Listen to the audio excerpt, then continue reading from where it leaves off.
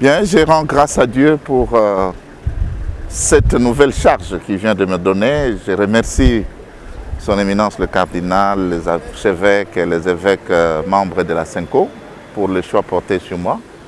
Je sais que c'est une grande responsabilité.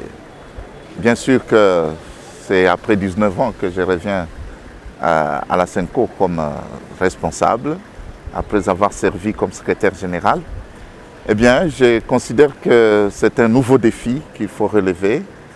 Je voudrais vraiment que nous puissions travailler ensemble pour que notre Église du Congo soit davantage synodale, qu'elle soit authentiquement évangélisatrice et efficacement prophétique. L'essentiel, c'est que la tradition que nous avons reçue de nos dévanciers, de nos prédécesseurs, puisse être perpétrée dans le calme et la concorde, tout en sachant que la mission de l'Église, c'est d'abord et avant tout d'annoncer, mais aussi de dénoncer de temps en temps, si les circonstances le permettent. Mais nous voudrions vraiment que l'Église puisse rayonner dans notre société et qu'elle puisse conduire notre pays jusque, n'est-ce pas, à un avenir radieux. C'est des paroles de reconnaissance de monsieur le président sortant et de notre école. Il a abattu un travail de qualité. Je lui en suis personnellement très reconnaissant. Et nous avons toujours collaboré, hein, ça il faut le dire. Le président de la conférence épiscopale, c'est un coordonnateur. Et puis il est là pour modérer les débats. Mais sinon, le travail de la présidence comme tel, c'est un travail d'abord qui est intrinsèquement lié à celui du secrétariat général, mais aussi qui est un travail synodal, vraiment de co-responsabilité avec les autres évêques.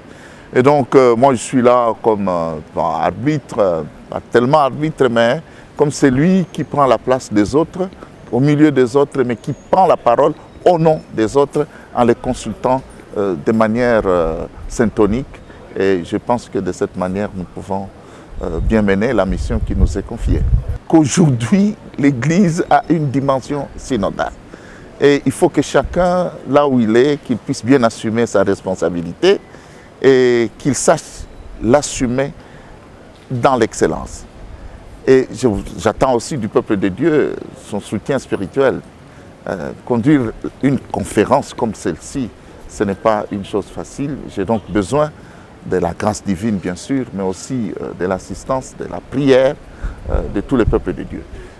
Mon rêve, c'est que l'Église du Congo soit véritablement le moteur du développement dans notre société, comme nous le faisons déjà dans le domaine de l'éducation, dans le domaine du développement en général, mais aussi que notre pays soit véritablement un pays où il fait beau vivre, un pays qui profite de ses richesses et où il y a la concorde, l'entente, qu'on puisse mettre de côté toutes ces polémiques inutiles, la perte de temps dans des problèmes d'insécurité, mais vraiment que ce soit une espèce d'havre de la paix.